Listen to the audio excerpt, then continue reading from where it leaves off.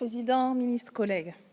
À Calais, cela fait maintenant 16 jours qu'Anaïs Vogel, Ludovic Holbein, deux bénévoles associatifs, ainsi que Philippe Demester, aumônier du Secours catholique, sont en grève de la faim pour protester contre la gestion gouvernementale de la situation des personnes migrantes. Elles et ils protestent contre la répression. Les expulsions ont lieu maintenant quasiment chaque jour. À chaque fois, les exilés se font prendre leur tente et se retrouvent sans abri. Et il arrive de plus en plus souvent qu'ils se fassent attraper par 5 ou 6 policiers. En août, une personne que j'ai connue s'est fait ainsi attraper. Ils lui ont cassé toutes ses dents et il a eu des points de suture à l'arrière du crâne. Voici ce que confie Anaïs au journal La Croix. Elle et il protestent contre l'inhumanité, celle d'un gouvernement qui ordonne l'évacuation à Calais, justement, d'un campement, quelques heures après la mort du jeune Yasser, soudanais de 20 ans, percuté par un camion alors qu'il tentait de rejoindre la Grande-Bretagne. Un gouvernement qui empêche les associations de secourir les réfugiés par l'interdiction des distributions alimentaires dans l'espace public et le harcèlement des bénévoles associatifs. Elle et il protestent contre l'indifférence. On en est arrivé à un point où plus rien ne choque personne. Évacuer des gens qui viennent juste de voir mourir leur ami ne choque pas. Leur prendre leur tente alors qu'il fait froid ne choque pas. Interdire à des jeunes de 15 ans de s'abriter de la pluie sous un pont ne choque pas. S'indigne Ludovic. Eh bien si, cela choque encore.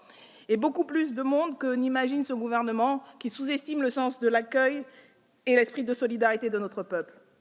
Nous, à la France insoumise, nous sommes choqués, révoltés même, par la politique répressive menée depuis plusieurs années à Calais et qui s'est aggravée depuis ces 4 dernières années. Nous sommes choqués, révoltés par les évacuations violentes et incessantes de campements qui se répètent aux 4 coins du pays. Nous sommes choqués, révoltés par le désengagement de l'État, comme à Briançon ou Rennes, où les associations peinent à offrir un hébergement pérenne à l'ensemble des réfugiés exclus du dispositif national d'accueil. L'envoi depuis hier à Calais d'un médiateur par le ministre de l'Intérieur résoudra peut-être la grève de la faim d'Anaïs, Ludovic et Philippe, dont nous saluons l'engagement citoyen et que nous assurons de notre soutien. Mais cela ne réglera pas le problème de fond à l'origine de leur action, tant qu'il n'y aura pas de changement politique. C'est la raison pour laquelle nous voterons contre le budget proposé pour 2022 au titre de la mission Asile, Immigration et Intégration. Nous nous opposons à l'orientation sécuritaire choisie depuis 2017 sur ces questions par ce gouvernement et cette majorité. Nous estimons que l'urgence est d'accroître la construction de places d'hébergement et de garantir l'exercice par les personnes migrantes de leurs droits fondamentaux. Il manque au minimum 60 000 places dans le dispositif national d'accueil des demandeurs et demandeuses d'asile.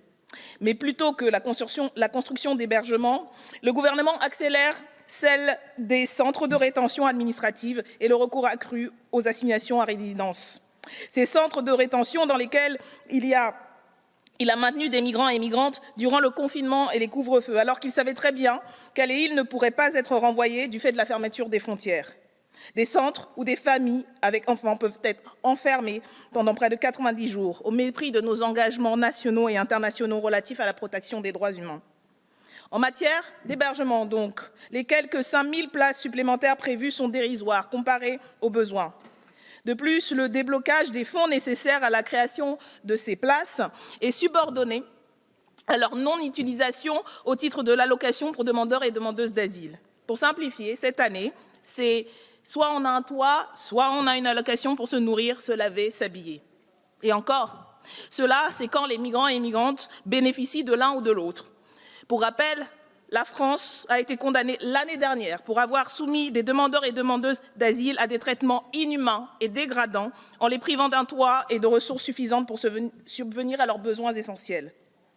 À rebours de cette politique, nous proposons d'augmenter les budgets de l'allocation pour demandeurs et demandeuses d'asile, de construction de places d'hébergement, ainsi que ceux des préfectures et de l'Office français de protection des réfugiés et des apatrides, afin de rouvrir les guichets, comme le demandent les associations, et d'améliorer les conditions de traitement des demandes d'asile et des titres de séjour. Nous voterons donc contre les crédits 2022 de la mission Asile, Immigration et Intégration, car ce budget ne s'attaque pas à la véritable urgence en la matière, celle d'accueillir dignement les femmes et les hommes qui cherchent refuge sur notre sol. Nous en avons le devoir et les moyens, et nous, à la France insoumise, avec une majorité d'Union populaire, le mettrons en œuvre une fois au pouvoir.